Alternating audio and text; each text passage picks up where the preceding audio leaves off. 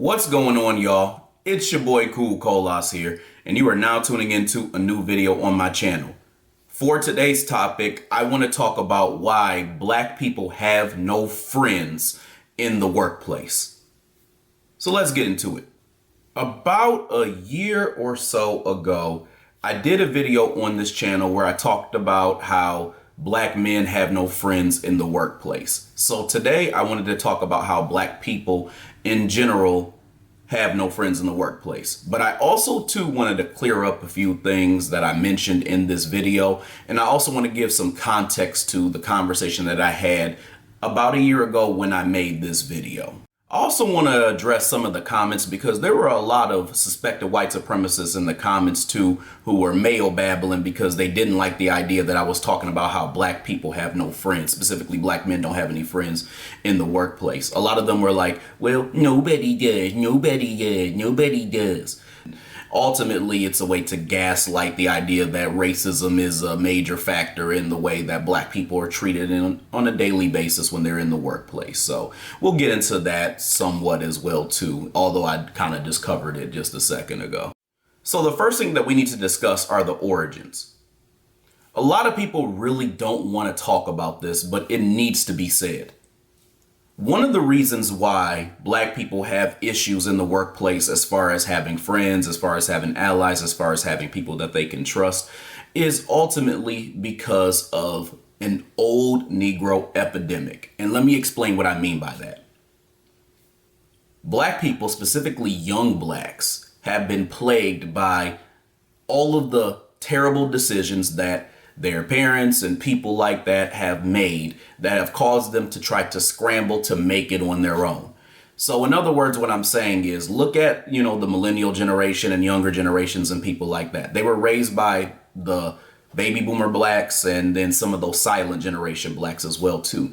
And a lot of them didn't really have a mindset that was geared towards trying to create black empowerment. A lot of them were like, get it on your own. They were all about individualism, like the dominant society wanted them to be about. And they were also all about this idea of living the American dream.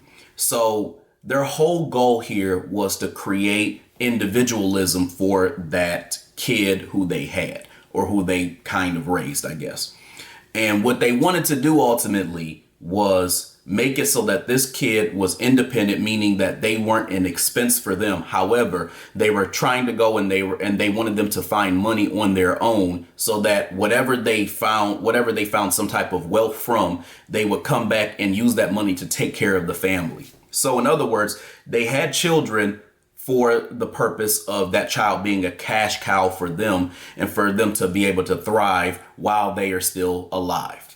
The problem with all of this is that the old Negroes had every opportunity to create businesses, have resources, and have all these other systems in place so that they could take care of their children. What I mean by take care of them is they have businesses that they can actually run themselves. They teach them the ropes. They show them how to do A, B, C, and D. They have resources for them. They have, money set aside, wealth, and all this other stuff. And even if you go to them now, a lot of them will make excuses and they'll say a bunch of stuff that just isn't really true.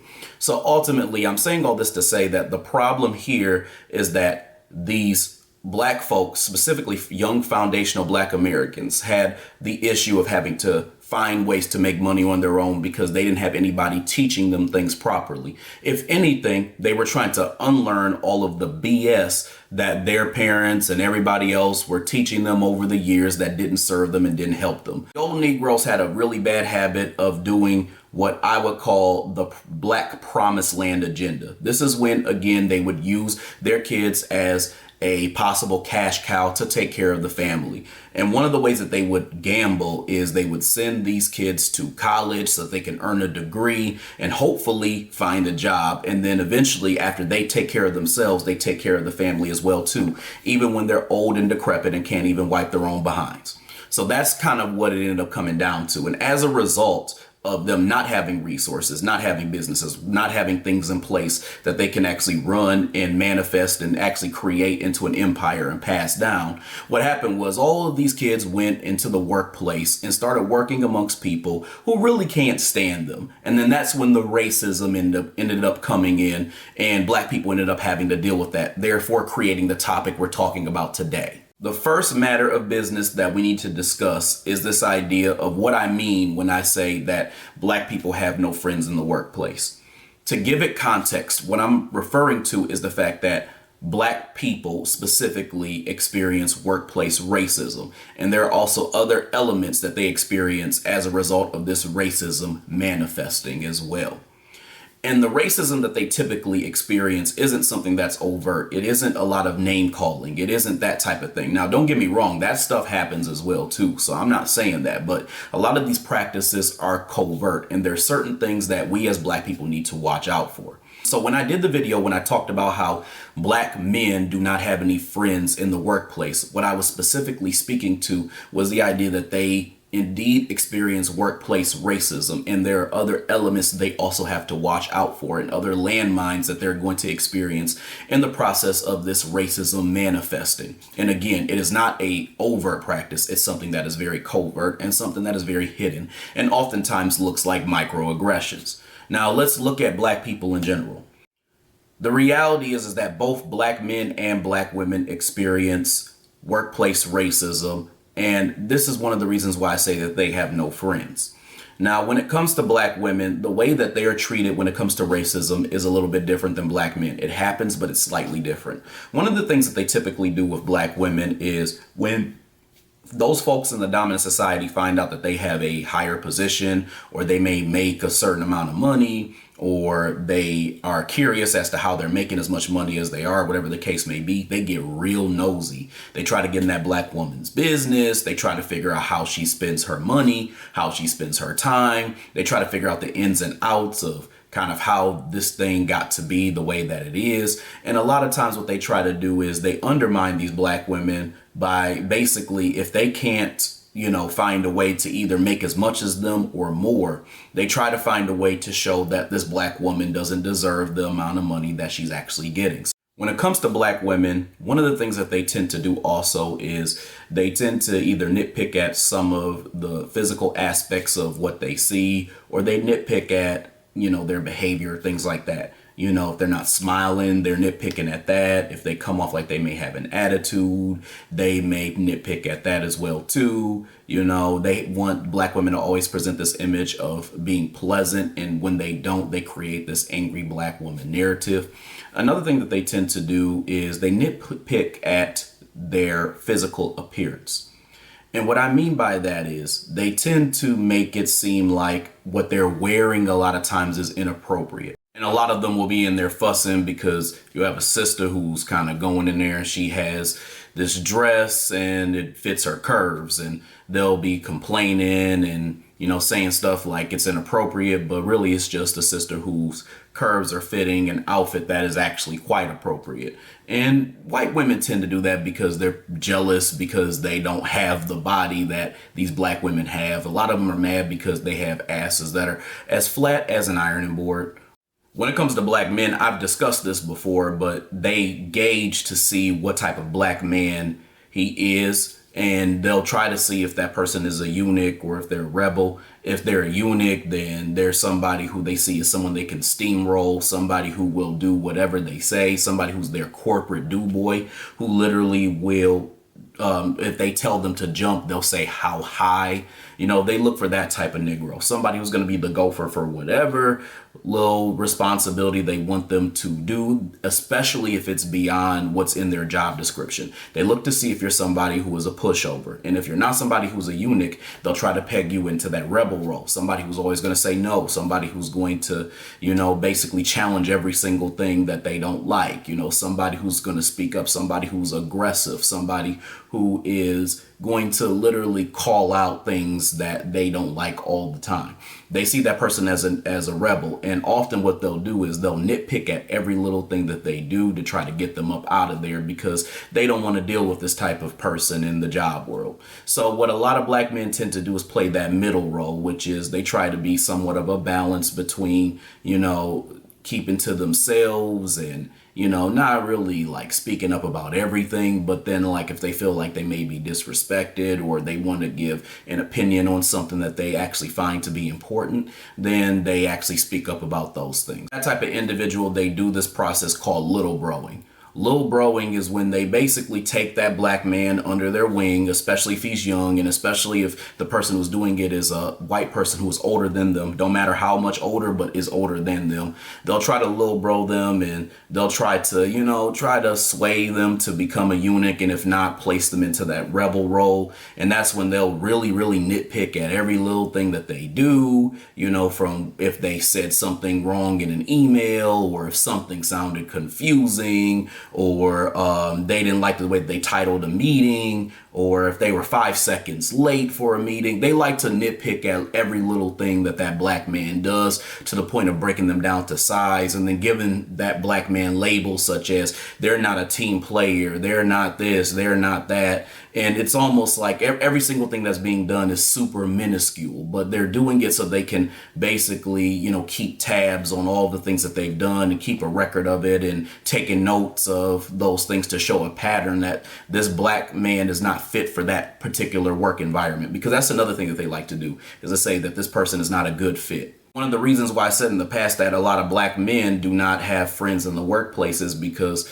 it's not like they can have a camaraderie with the other black people who are there. Because a lot of times when they deal with a lot of older black women, specifically that 45 to 70 age range, they're extremely complicit to all of the agendas and things that they're doing within this job. A lot of them are just mammying it up. They're baking cupcakes and brownies and cookies and all types of stuff for the white people at the job. A lot of times when they get into these meetings and the black person is there, they'll try to embarrass them in the meetings, and they'll try to, talk down to them, and then they'll try to be like everybody's mama, specifically that black person, that black man's mama, and they'll be mama in them in the meeting and whatnot, and trying to break them down like they're a child. So they try to infantilize them, and they basically are doing this so they can give those white folks the green light to do the same thing. And the other problem that I think happens sometimes too is like you'll have this black man who is a foundational black American, and they're dealing with somebody who's not of the same culture as them, and then they're selling them out as well too, because they don't really have a true camaraderie with them when they're in a lot of these jobs. So that happens too, like where there's a cultural disconnect because you have some tether who is going around and trying to undermine them while they're on the job as well too. So it's not, so the cultural thing that doesn't really jail, the sex thing, like, black man, black woman, that doesn't really jail all the time as well too. So that's why I brought these points up in the previous video. I also want to clarify my comments on how to navigate this, because there were a few people who had issues with what I said. So I want to clarify a few things. The point that I made that I think some people took issue with was when I said, make sure that, when you go into these jobs and somebody's treating you a certain way, even if they're nitpicking at things or they're talking to you in a disrespectful manner, that you're taking notes and writing these things down. So, if something, and I think I made it was like a joke, but I was being somewhat serious, where I said that, you want to make sure that you go in there in your most professional voice, code switching and everything. Talking to HR and telling them basically, LaQuisha, every time that I'm trying to do something, has to disrespect me and talk to me in this manner that I feel that is, not conducive to my ability to, be employed here properly. And I have a record of these things. So when I made that comment, it was somewhat of a joke, but at the same time, what I was alluding to was the idea that, the first thing that, you should try to do when you're in these types of situations is to try to make it clear that you try to solve things that were going on within the job. So whenever you do decide to take these things to a lawyer, that, you know, they can show like a history of you trying to resolve the problem from the inside, because you're going to need proof to some extent to show that you were trying to create conflict resolution. So I just want to make that clear. That's what I meant by that. I'm not saying that HR is the solution, but I'm going to go into what, again, I think that the real thing you should do is. Another thing that you need to keep in mind is that there's a certain way that you should just carry yourself in general, and especially when these issues are going on.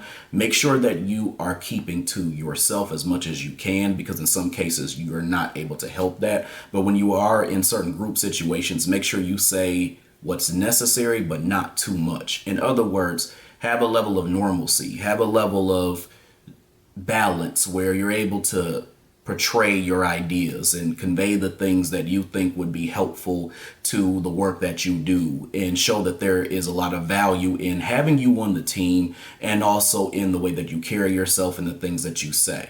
But at the same time, don't do too much. Don't get into office politics. Don't get into spats. Don't cause drama. Don't be in drama. Do what you can in order to create something that is constructive for the job that you're in. Another point that I wanted to make about the whole HR thing is you want to also make sure that before you actually go to HR, if there is, you know, a certain issue that's taking place with racism or just common disrespect or whatever the case may be, kind of get a vibe, kind of get a read, if you can, of what the history is with HR and how they deal with workplace problems. So if you have somebody who you have some type of camaraderie with to a certain extent, maybe kind of figure out from them, like, how do they deal with certain issues? And you ain't got to like tell all your business and stuff like that, but just kind of just get a feel for what it's like. So that can kind of help you read the room and figure out what the best move is as well too. And you want to use that as a factor into your next move. So, you know, if it even does make sense to show, hey, I try to create conflict resolution,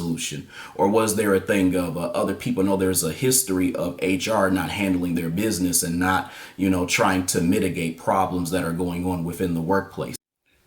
Also, when you're in the workplace, make sure that you document every single thing. And what I mean by that is make sure that you are documenting emails, make sure that you are taking note of everything that is said to you, all the conversations, make sure you have the times and dates and everything like that together. Take those emails that you have at work, send those emails to a personal email, so you make sure you have that even if something happens, they fire you or whatever the case may be. Also, too, another thing I would tell you all to do too is make sure that you're checking out whether or not your state is a one-party consent state. The reason why this is important is because one thing that you might want to invest in is a recorder. And I ain't gonna hold you up. That's probably gonna be somewhere around 300 bones or more. But a good recorder might be important too, especially if you have some level of awareness that this situation keeps going on and you want to try to rectify the situation by taking a record of what is happening live. That way there's the actual proof there that these individual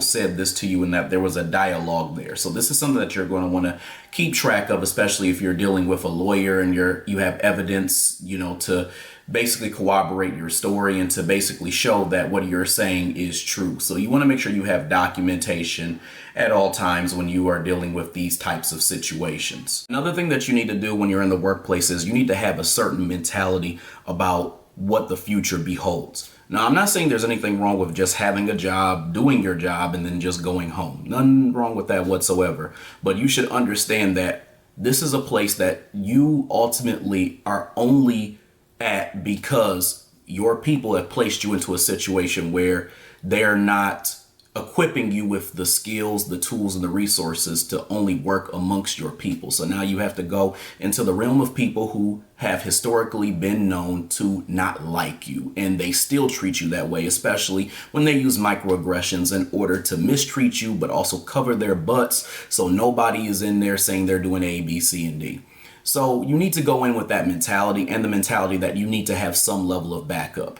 In other words, there should be some type of business or some type of skill or whatever that you should be utilizing outside of this job. If anything, you should be taking the skills that you're learning on these jobs that you're at and then putting that into the businesses that you want to create. So you should ultimately be using this job as you can as an apprenticeship. You should see this job ultimately as something that is temporary. Again, unless you are somebody who's like, hey, I just want to be able to work a cool job and kind of do my thing. I ultimately encourage Black people that this is all about survival, and it is a must for you to have something for yourself. It is a must because they do not want Black people to have ownership of things. This is something that we should be practicing overall. Make sure you have an exit plan. Make sure you know what your next steps are. Make sure you have an idea of what you want to do when you create these businesses and these things on your own as well. Because these are also very important lessons when you're in these types of jobs, because ultimately you're only there because you're really forced to be there. So that's one of the things that you really need to kind of understand about, why you have no friends in the workplace, because ultimately you weren't supposed to be there in the first place. You're dealing with individuals, again, who do not like you and who are all on survival mode if they are not white. So these are individuals who will stab you in the back in order to get ahead. And a lot of people like to say it's not personal, it's business. It's always personal. It's always personal, because if you do something that affects my livelihood and my ability to be able to feed the individuals who I eat with and my family, then it is personal, because you're creating a personal issue with me. So you need to basically play it smart and play it cool.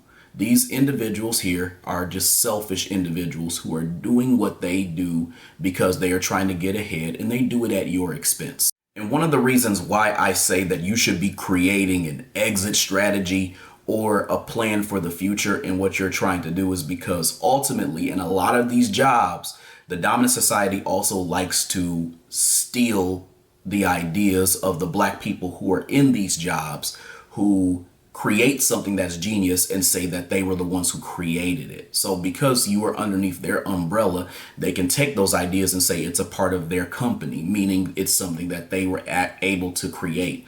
This reminds me heavily of how they used to create patents back in the day. And this was a way for them to steal from Black folks who would create things that actually revolutionize society, specifically foundational Black Americans. They used to take a lot of the inventions that foundational Black Americans would make and then say it was them. And they do this a lot in these jobs as well, too. And then again, they expose you to all these other things. You got to deal with the racism. You got to deal with the microaggressions. You got to deal with all these different things that are actually going on in the workplace. And so I want to tell you all a quick story. There was this brother who reached out to me on Instagram. I'm not going to say his name or anything like that because I'm not trying to put his business out there, but I just wanted to share this. This brother reached out to me, and he actually saw a clip of the first video that I did, right? And one of the things he said to me is, I need some advice, man, because, one of the situation I'm in, my job is mistreating me, like, people at my job are mistreating me. And he was telling me about some of the racism, some of the things that he was experiencing while he was at the job. And he said, it's driving me crazy. It's to the point where, man, I've even considered ending my life. And when he said that, I was like, whoa. And it's like, it gets real like that. Like it gets to the point where, a lot of people get in these situations and, they basically have nobody to talk to, nobody to turn to. And then, like I said, they just have no friends, so they don't really have a good support system. And mind you, this was a brother who I have never met before in my life, but he felt the need to vent to me about what was actually going on. So that tells you that he not only didn't have a support system at work, he didn't have a support system at home or outside of work at all either. That's why this topic is so important. So when he told me that, I was like, damn. So what I told him was, listen, man, the thing that you need to do is figure out what it is that you want to do outside of the job that you're in, because it's not healthy for you to be in that environment and to be to the point where you are your mental health is at stake and it's to the point where you want to end your life. It's and ultimately when he said this to me, I knew that it was some level of a cry for help. But at the same time, it was a thing of this is going on with me. What should I do? My thing was like, listen, man, like whatever skills that you can get in that job while you are there, make sure you get them and then you hit the boogie, because again, your mental health is not worth being in a situation to the point where you feel like, you just want to, off yourself, because ultimately you shouldn't allow these people to drive you to the point where you feel that way. You should be able to create things so you can kind of get things popping on your own. And my point to him was, not only do we need you, you know, somebody who most likely from the story, he seems like a very intelligent brother, somebody who's very intelligent, somebody who is going to do constructive things. Not only do we as a community need you, but I also want you to have a life where you feel fulfilled, you feel happy with what you're doing, and you feel like you can be successful and you can thrive, right? So try to create something on your own, get that thing popping, and, you know, and go from there. Just take it step by step, take it day by day. And after that conversation, he told me that he appreciated me kind of chopping it up with him and kind of talking with him. And my thing was, listen, I see this quote a lot and I agree with it. I rather listen to your story and what you've been through, what you're going through, than be the person who attends your funeral. Now, obviously, I don't know this brother, so that wouldn't happen. But the point here is that I rather listen to what you've been through so that maybe we can do something, or maybe we can kind of figure out why you're here and maybe I can give you some advice, you know, versus it be a thing where you didn't feel like you could talk to anybody and then you're gone. Because to me, I feel like when we have intelligent and brilliant brothers and sisters who can do constructive things, I want them to be able to live the life that they can live to do those things, but also just be fulfilled for themselves as well too. I also encourage this brother to just take on some side hustle, something on the side where, you know, you can kind of do this and have some money kind of tucked away, you know, in case something goes down with the gig, or you're just like, yo, I can't even do this thing where I'm trying to learn skills while I'm on this job. It's just too toxic. There's too many things going on. I also told him too, like, document everything that's going on, because a lot, if you're experiencing the things that you're saying you're experiencing, then, you know, you can probably have some get back. You can probably talk to a lawyer and be like, yo, like, you know, I've been treated this way, that way, etc., you know, all this other stuff. And then you could just kind of, you know, stick it to them, you know, once you have all of your ducks in a row. Another thing I told him too was, you know, if you got extra expenses, things like that, downsize. Because if it's to the point where you're like, hey, look, I don't know if I even want to live too much longer, then maybe like you need to be in a situation where you have less stuff and you have less expenses, less things that you have to pay for. And that way, if you leave the job, you can kind of deal with that kind of lesser situation up until you're able to kind of get the next thing popping that you want to do, you know, with your life. So I was just giving him a few tips, a few pointers, a few things that I felt like would be, you know, important for him to do given kind of where he was at. And of course, obviously, the main thing that I think that somebody who's in that situation needs is some form of therapy or some form of talking to somebody who, you know, they think is going, somebody who's supportive of them, who loves them and wants to see them well and doing well. One of the other reasons why I wanted to help this brother is because I know what it feels like to be in a situation where you experience racism on a job and you're not really sure what to do and who to talk to about it. And, you know, you don't know what type of energy you'll get from people on the outside. And a lot of times it is very negative. So I wanted to be the individual to this person that I was never able to receive. So I felt that it was my job to be, you know, understanding, but also provide good solutions and things like that to help this brother overcome his situation. And again, be empathetic to the things that he was saying. All right, y'all, I hope you enjoyed this video. I hope you enjoyed what I had to say. If you like this video, hit the like button, hit the subscribe button, share button, and bell icon so you get notifications for whenever I come out with new content on this channel. Other than that, I'll talk to y'all later. Peace.